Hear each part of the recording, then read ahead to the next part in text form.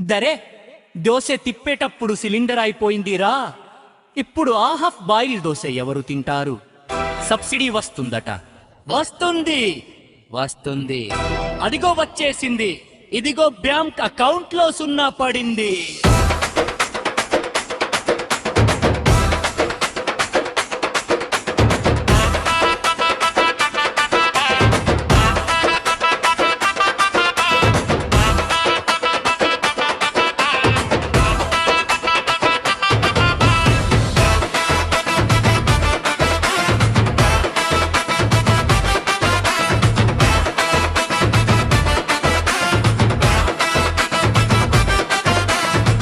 Gas అయిపోతే stove వెలిగిస్తే గంట ఉన్నట్టుంది.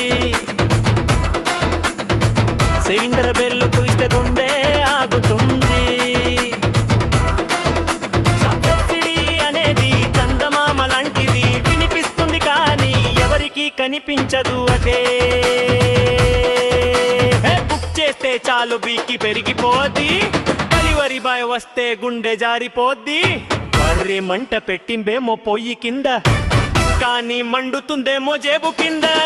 ఉల్లిపాయ రేటు చూసి కళ్ళల్లో నీళ్లు, సిలిండర్ రేటు చూసి ఒళ్ళంతా చెమటలు.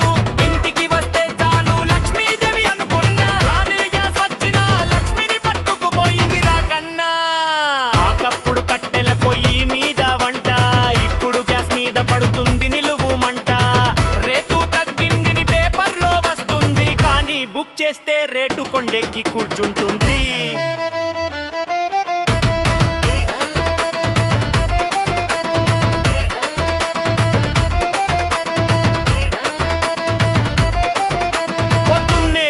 చాయ్ తాగుదామంటే అరగంటలోనే అయిపోద్దని భయం. పప్పు ఉడకడానికి 3 విజిల్స్ వస్తే ఒక్కో విజిల్ కి ₹1 పోతున్నట్టుంది నయం. భార్యేమో వంట గదిలో రారాణి, సిలిండర్ ధర చూస్తే నేనేమో భిక్షగాని. అయినా తప్పదుగా గ్యాస్ కొట్టాల్సిందే, మళ్ళీ ఆ మంట మీద మొహం మార్చుకోవాల్సిందే.